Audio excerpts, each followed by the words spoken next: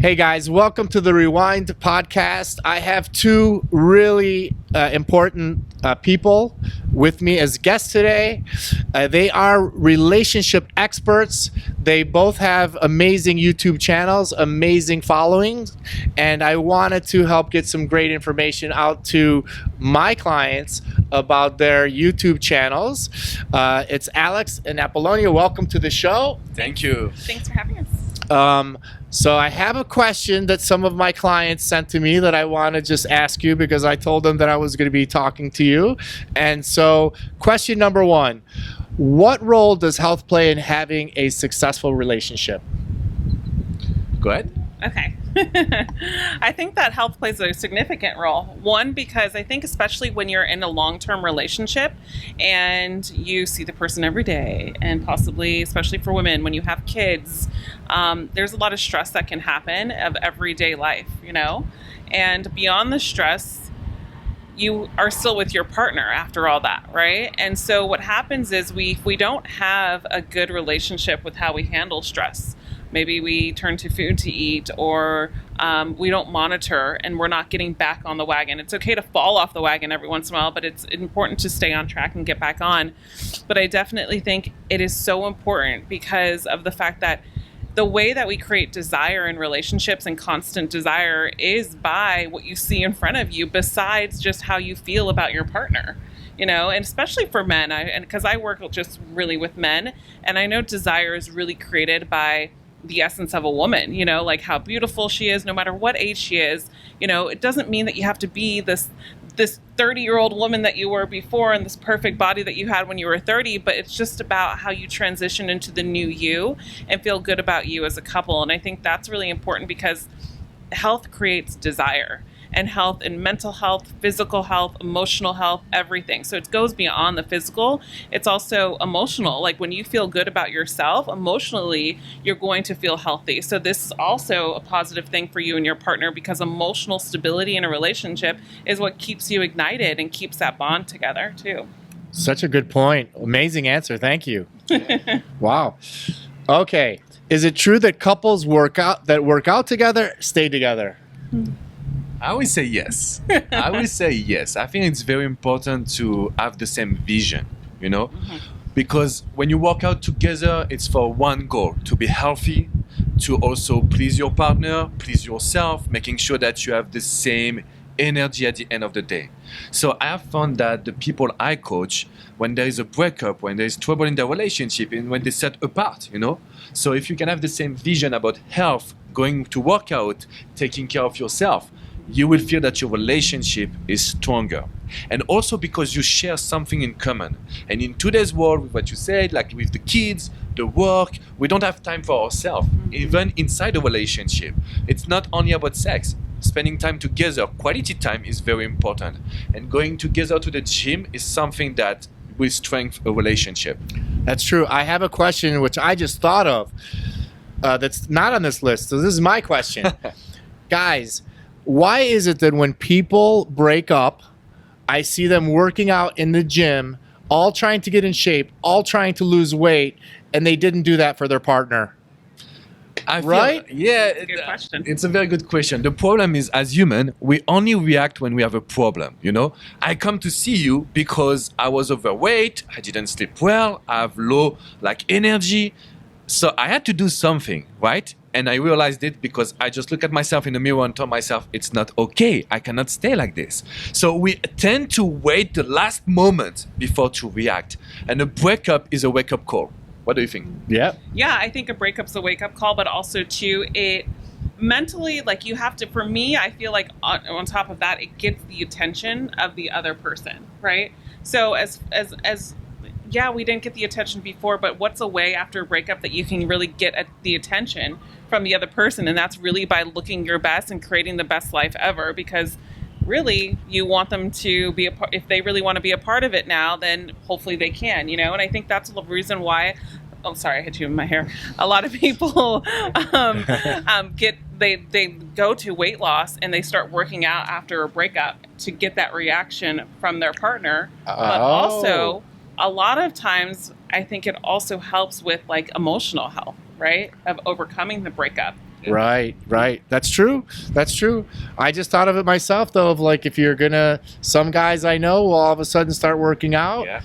And I think to myself, why didn't they do that for their girlfriend? Like, okay, I have another question for you guys. Does good sex improve your chances of having better health? How often should couples have sex? And what is the normal amount of times or minutes couples should spend making love in any given week? I like that because I talk about that in a program that I have that's called Master the Bedroom. Wow. Yeah. I think it all depends on the couple, right? Here's the tip for men. I talk about this in my YouTube channel a lot for men, is men sometimes think that the woman wants them to perform all hours or all minutes and all day long, and it's not the truth. Like, women do not want like this whole drawn on intimate experience when there's penetration. Now, there's difference in foreplay and things like that women are more prone to, and that's how you can get your partner to kind of get reeled up with you and then get into that.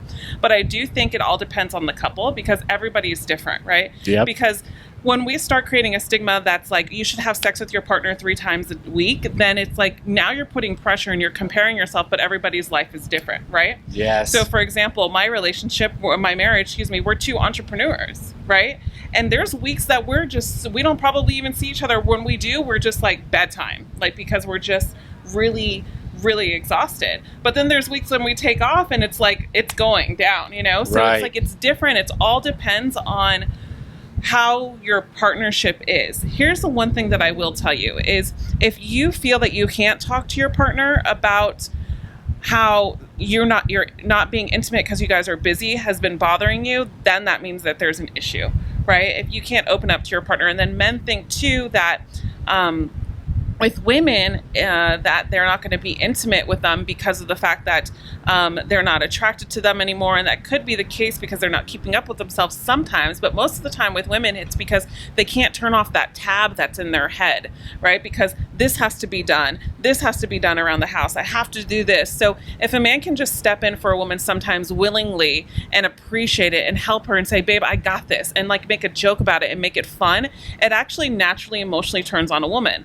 A lot of men think that I'm going to turn on a woman by just touching her. But what really turns on a woman is how you act throughout time. How do you like protect her emotional needs, right? Not that you have to sit there and protect a woman, but just protect her emotional needs around the relationship.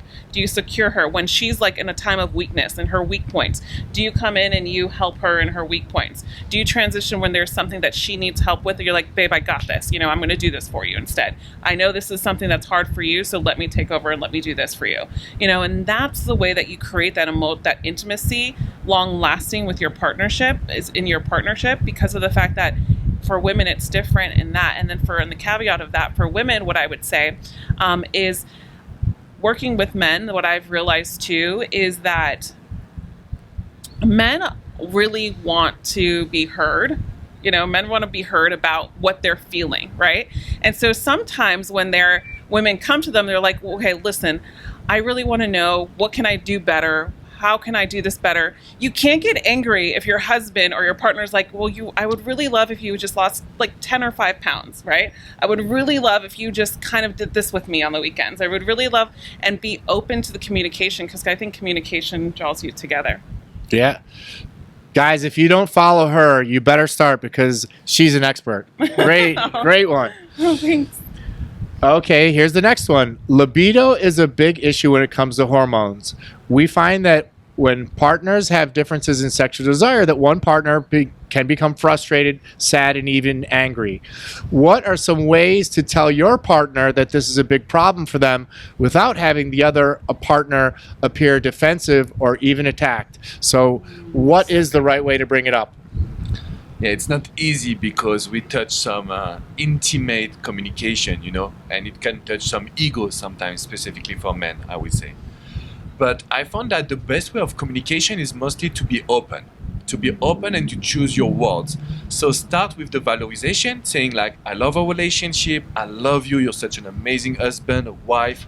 I want you to talk to you a little bit about our libido because I feel we can do better. And it's very important to use the word we, to start with a we, not you, so this person will not feel bad or sad. We can just make it as a relationship kind of issue, basically. So the number, like to start with the valorization, using we is very important, but then to also show that we want something. We can use some emotional words. I want something. I'm craving thing. I want more orgasm. I want more vibration. I want more pleasure. Some emotional words that will touch our partner.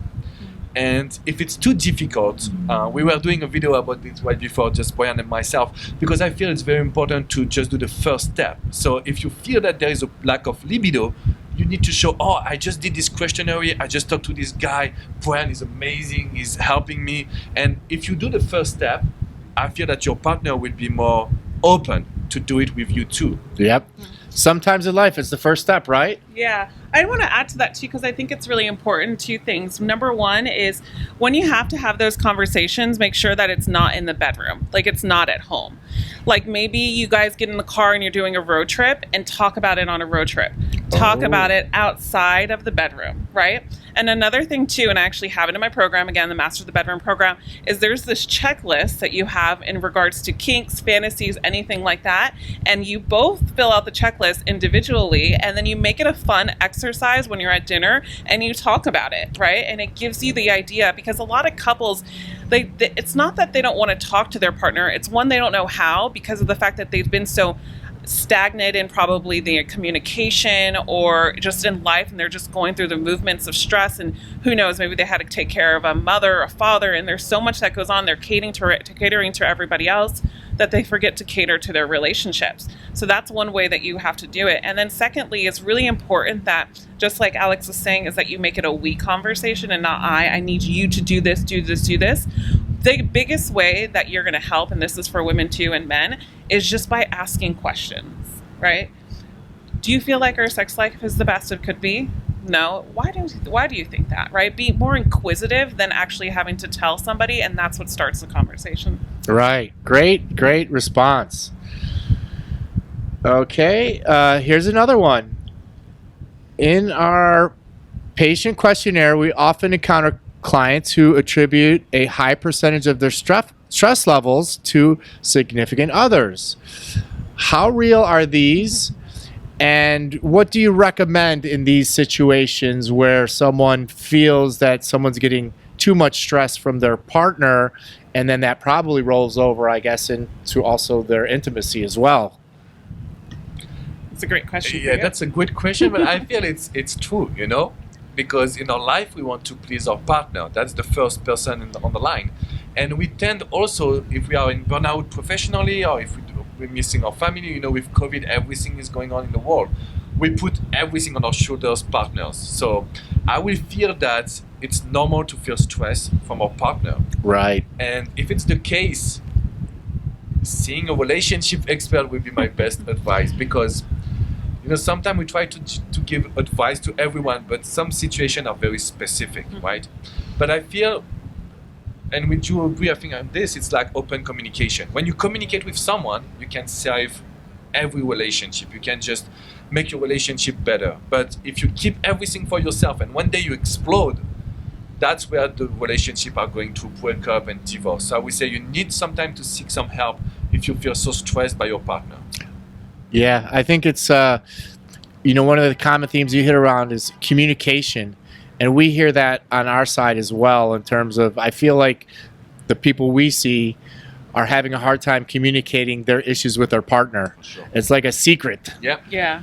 They don't want to tell their wives or significant others that their libido is low. Or even as a female, I can tell that some of them don't want to tell their husbands. That they're just because they're scared to disappoint them. They're scared to disappoint them, or they're scared to be abandoned by their partner. They're scared they're going to leave the partner. They're going to stare that they're going to think less of them.